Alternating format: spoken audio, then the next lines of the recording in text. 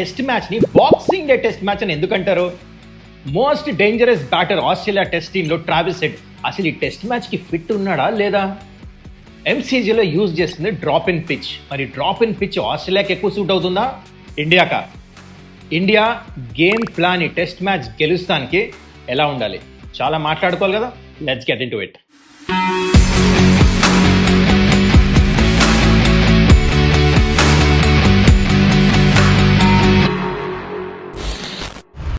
నమస్కారం, welcome to Suman's dugout.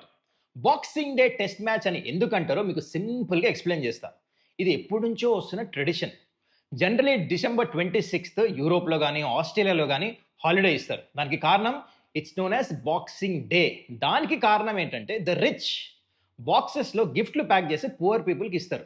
Simple, అందుకనే boxing day అంటారు. సో ఈ రోజు ఆడిన మ్యాచ్ని బాక్సింగ్ డే టెస్ట్ మ్యాచ్ అంటారు, అంతే. ఇది ఎప్పటి నుంచో ట్రెడిషన్ ఫాలో అవుతున్నారు. ఆస్ట్రేలియా ఏం చేస్తారంటే ఇంగ్లాండ్, దాని తర్వాత సౌత్ ఆఫ్రికా, ఇండియా లాంటి పెద్ద పెద్ద టెస్ట్ నేషన్స్ని పిలిచి ఈ టెస్ట్ మ్యాచ్ని ఈ రోజు పెడతారు అనమాట. దానికి కారణం they give lot of importance. ఈ క్రిస్మస్ తర్వాత ఈ హాలిడే రోజు ఆడే టెస్ట్ మ్యాచ్ బాక్సింగ్ డే ఈ suppose to be very very huge in Australia. So అది ఈ ట్రెడిషన్. అయితే ఈ బాక్సింగ్ డేకి already of the field boxing start అయిపోయింది. ఎస్, నేను అంటుంది ఇండియా ఇంకా ఆస్ట్రేలియా మధ్యలో ఆఫ్ ద ఫీల్డ్. అయితే ఎక్కడ స్టార్ట్ అయిందంటే, ముందు ఆస్ట్రేలియా ప్రెస్ రిపోర్టర్స్ ఇండియా ప్లేయర్స్ని క్వశ్చన్స్ చేసినప్పుడు ఇండియా ఓన్లీ హిందీలోనే ఆన్సర్స్ ఇస్తున్నారు. అక్కడ వాళ్ళకి నచ్చలేదు, కంప్లైంట్లు కూడా ఇచ్చారు ఏం జరుగుతుందని చెప్పేసి. కానీ ఇండియా అదే ఫాలో అవుతున్నారు. అండ్ ఇంకోవైపు పిచ్ క్యూరేటర్స్, ఆస్ట్రేలియా క్యూరేటర్స్ ప్రాక్టీస్లో సరైన పిచ్లు ఇవ్వట్లేదు, బాల్ బౌన్స్ అవ్వట్లేదు, నీకంటే కింద బౌన్స్ అవుతుంది. మ్యాచ్లో ఏమో బౌన్సీ పిచెస్, ఇక్కడేమో లో బౌన్స్. ఒక స్ట్రాటజీ అనమాట. అంటే of the field already Australia mind game start చేసేసారు. అంటే ఇదేం కొత్త ఏం కాదు, రెండు టీమ్స్ నుంచి ఇట్లానే ఉంటుంది. మీకు గుర్తుంటే ఆస్ట్రేలియా ఇండియాకి ట్రావెల్ చేసినప్పుడు లాస్ట్ టైము ఒక టెస్ట్ మ్యాచ్ 2.5 daysలో అయిపోయింది. అయితే అప్పుడు వాళ్ళ టీమ్ మేనేజ్మెంట్ ఏమన్నారంటే, మాకు సెంటర్ వికెట్ ప్రాక్టీస్ కావాలి, అదే గ్రౌండ్లో ఎట్లయినా మ్యాచ్ త్వరగా అయిపోయింది, మా బ్యాటర్స్ ప్రాక్టీస్ చేస్తారని. అయితే ఏమైంది, బ్యాటర్స్ ప్యాడ్స్ వేసుకొని గ్రౌండ్లోకి వెళ్ళే ముందే మన గ్రౌండ్స్ పైన ఏం చేశారు, పిచ్ని వాటర్ చేశారు. మొత్తం పిచ్చే కాదు, మొత్తం స్క్వేర్ని. సో ఇవన్నీ జరుగుతూనే ఉంటాయి off the field mind games అన్ని. హోమ్ అడ్వాంటేజ్ తీసుకోవాలి కదా, అదే తీసుకుంటున్నారు అనమాట. మీ అందరికీ జెంటల్ రిమైండర్, అదేంటంటే if you're finding my videos informative, value add చేస్తుంటే don't forget to subscribe. Okay, let's get back to this test match, most important test match ఇది. అయితే ఈ వీడియోని నేను 4 parts కింద డివైడ్ చేశాను. ఫస్ట్ వెన్యూ అంటే గ్రౌండ్ పిచ్ ఎలా ఉంటుందో, తర్వాత teams, both the teams composition ఎలా ఉంటుంది, తర్వాత ఇండియా స్ట్రాటజీ మ్యాచ్ గెలుస్తానికి ఎలా ఉండాలి, లాస్ట్ ఎవరికి ఎక్కువ ఛాన్స్ ఉంది గెలుస్తానికి match. Okay, let's get into the venue. MCG, Melbourne cricket ground, చాలా ఫేమస్ గ్రౌండ్ ఇది. ఇండియా లాస్ట్ టైం ఇక్కడ ఆడినప్పుడు టెస్ట్ మ్యాచ్ కూడా గెలిచారు. అయితే ఈసారి డ్రాప్ ఇన్ పిచ్ యూజ్ చేస్తున్నారు. అందుకని నేను టూ మచ్ స్టాట్స్ చెప్పట్లే మీకు. 10 years 15 years ముందు ఏం జరిగిందో ఈ గ్రౌండ్లో, అప్పుడు బ్యాటింగ్ వికెట్ ఉండేది, రెండు స్పిన్నర్స్ ఆడిపించేవాళ్ళు. కానీ థింగ్స్ హ్యావ్ చేంజ్డ్. అందుకనే మీకు లాస్ట్ 3 years స్టాట్సే చెప్తున్నా. అయితే ఇక్కడ లాస్ట్ 3 years నుంచి బౌలర్స్ రూల్ చేస్తున్నారు, ఎస్పెషల్లీ ఫాస్ట్ బౌలర్స్. 85% వికెట్స్ తీసుకుంటున్నారు ఇక్కడ. స్పిన్నర్స్ అసలు ఎక్కువ ప్లేలో రారు. అందుకని బహుశా టీంలో కూడా ఒకటే స్పిన్నర్ ఆడతాను చూస్తారు మీరు. ప్లస్ ఈ పిచ్లో మరీ ఎక్కువ బౌన్స్ ఉండదు అనమాట, కాకపోతే మూమెంట్ ఉంటుంది. అందుకనే ఎల్బిడబ్ల్యూ బోల్డ్ ఎక్కువ అవుతారు. 26% ఎల్బిడబ్ల్యూ ఇంకా బోల్డ్ అవుతారు అనమాట ఈ పిచ్లో. కంపారిటివ్లీ మీరు లాస్ట్ 3 మ్యాచ్లు ఆడారు కదా ఆస్ట్రేలియా, ఆ స్టేడియంస్లో ఓన్లీ 15% ఉండింది ఎల్బిడబ్ల్యూ బోల్డ్. కానీ ఈ గ్రౌండ్లో 26%. అందుకనే బౌలర్స్ లైక్ బోలెండ్, స్టార్క్, కమిన్స్ వీళ్ళందరూ చాలా ఎఫెక్టివ్ ఉంటారు. కమిన్స్కి అందరికంటే ఎక్కువ వికెట్స్ ఉన్నాయి గ్రౌండ్లో. సో స్ట్రాటజీస్ దాని ప్రకారం యూజ్ చేయాల్సి వస్తుంది. ఈ గ్రౌండ్లో ఇంతకుముందు 3 టెస్ట్ మ్యాచెస్లో చూస్తే ఫస్ట్ బ్యాటింగ్ చేసిన టీమ్సే ఎక్కువ మ్యాచెస్ గెలిచారు. And first inning average score వచ్చేసి 221. Yes, you heard it right, ఇంకా తగ్గింది first inning average score. So ఇదేం బ్యాటింగ్ ప్యారడైజ్ కాదు. ప్లస్ ఇది డ్రాప్ ఇన్ పిచ్ కాబట్టి దీని బిహేవియర్ ఎట్లయినా ఉండొచ్చు, చెప్పలేం. ఆ వెదర్ కండిషన్స్, సాయిల్ ఎట్లా బైండ్ అవుతుందో దాన్ని బట్టి. సో ఆస్ట్రేలియా ప్లేట్లో తీసుకొచ్చైతే బ్యాటింగ్ వికెట్ ఇయర్, వాళ్ళకి తెలుసు వాళ్ళ ఫాస్ట్ బౌలింగ్ మంచిగా ఉన్నప్పుడు ఫాస్ట్ బౌలింగ్ పిచ్చే తయారు చేసి ఇస్తారు, దీంట్లో డౌటే లేదు. ఐఎమ్ ఎక్స్పెక్టింగ్ ఈ టెస్ట్ మ్యాచ్ 5 రోజులు కూడా పోదేమో, ఎందుకంటే మూమెంట్ ఉంటుంది. And this is going to be tough.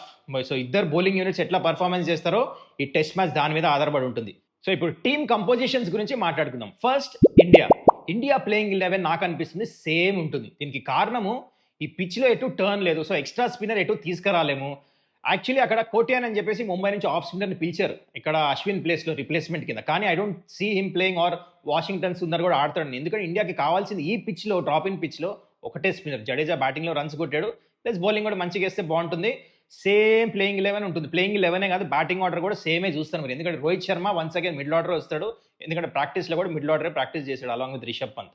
So openers వాళ్ళే. నెంబర్ 3 కూడా శుభ్మన్ గిల్ ఏమే తెలుసు మీరు. నెంబర్ 3 రోహిత్ శర్మ రావాలని అనుకుంటున్నారు, కానీ they going to back Gill.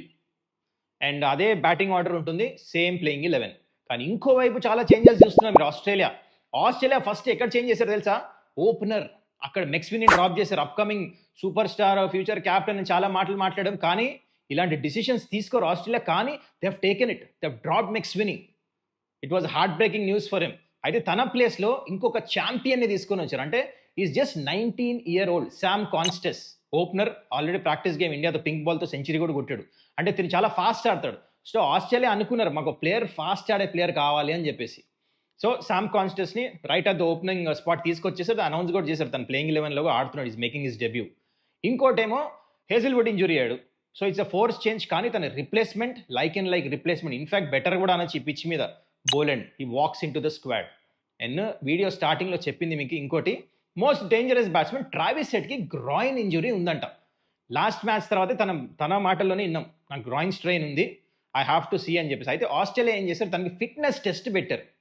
So just test match కంటే ముందు ఫిట్నెస్ టెస్ట్ చేస్తాడు తను. ఒకవేళ ఫిట్ ఉంటే హీ విల్ ప్లే, అదర్వైజ్ తన ప్లేస్లో మేబీ జాష్ ఇంగ్లీష్ ఆడొచ్చు. So this might be the changes in the playing 11 of Australia. ఇప్పుడు ఇండియా స్ట్రాటజీ గురించి మాట్లాడదాం. ఈ టెస్ట్ మ్యాచ్ గెలవాలంటే ఎలా ఉండాలో. ఫస్ట్ క్యాప్టెన్సీ, దీంట్లో మాత్రం no compromise. Yes, Rohit Sharma చాలా ప్రొయాక్టివ్ క్యాప్టెన్సీ చేయాల్సి వస్తుంది. లాస్ట్ టెస్ట్లో కూడా మీరు రోహిత్ శర్మని గమనిస్తే ట్రావిస్ హెడ్ బ్యాటింగ్ వచ్చినప్పుడు ఫీల్డ్ కాస్త డిఫెన్సివ్ పెట్టాడు. అంటే ఫీల్డ్ స్ప్రెడ్ చేశాడు. డీప్ పాయింట్ పెడతాం, ఒక్క రన్ కూడా కొట్టలే. అప్పుడే డీప్ పాయింట్ ఏంటి, డిఫెన్స్ ఆడంగానే సింగిల్ వస్తుంది. ఎనీ బ్యాటర్ మీరు ఊహించండి, బ్యాటింగ్కి రాగానే ఫీల్డర్స్ వెనకాల ఉంటే కాన్ఫిడెన్స్ అనేది వస్తుంది తనకి. You have to be aggressive. I think Rohit Sharma స్టార్టింగ్లో అగ్రెసివ్ క్యాప్టెన్సీ చేసి వికెట్స్ గురించి ఇండియా వెళ్ళాలి. మనందరికీ తెలుసు ట్రావిస్ హెడ్ బౌన్సర్స్కి స్ట్రగుల్ అవుతాడు, యార్కర్కి స్ట్రగుల్ అవుతాడు. They have to make those plans. దాంతో పాటు ఫీల్డర్స్ కూడా ముందు పెట్టాలి. Let M it boundary, no problem. కానీ అగ్రెసివ్ మైండ్ సెట్తో క్యాప్టెన్సీ చేసి వికెట్స్ గురించి వెళ్తేనే ఇండియా ఈ టెస్ట్ మ్యాచ్ గెలిచే ఛాన్స్ ఉంటుంది. దాని తర్వాత ఇప్పుడు బౌలింగ్ విషయానికి వద్దాం. బౌలింగ్లో ఐ ఫీల్ దట్ ఆకాశ్ దీప్కి న్యూ బాల్ ఇవ్వాలి. ఎందుకంటే లెఫ్ట్ హ్యాండర్స్కి చాలా ఎఫెక్టివ్. లాస్ట్ టెస్ట్ కూడా ఈ was very very effective. Unfortunately ఎక్కువ వికెట్స్ రాలే, కానీ ఈ వాజ్ వెరీ వెరీ డిసెప్టివ్. మంచి లైన్ లైన్ వేస్తున్నాడు. సో న్యూ బాల్ ఆకాశ్ దీప్తో ఇస్తే బెటర్. ఎందుకంటే సిరాజ్ న్యూ బాల్తో వేస్తాడు, మిడిల్ ఓవర్లో వేస్తాడు, తను అన్ని ఓవర్స్ అంటే అన్ని టైప్ ఆఫ్ బాల్స్తో వేసే సత్తా తన దగ్గర ఉంది. కానీ Akash Deep is very very effective. And coming to bowling lines, ఇందాక మీకు స్టార్టింగ్ ఆఫ్ ద వీడియోలో చెప్పా, 26% ఎల్బిడబ్ల్యూ బౌల్ దొరుకుతుంది పిచ్ మీద. అప్పుడు బౌలర్స్ ఏం చేయాలి, ఎక్కువ స్టంప్ మీద వేయాలి.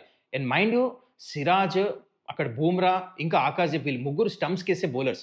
ఎక్కువ అవుట్ సైడ్ ఆఫ్ స్టంప్ వేయకుండా స్టంప్ మీద వేస్తే మీకు ఎక్కువ ఎల్బిడబ్ల్యూ బౌల్డ్ అయ్యే అవకాశాలు దొరుకుతుంది. So this should be the game plan for bowling. మరి బ్యాటింగ్ విషయానికి వద్దాం.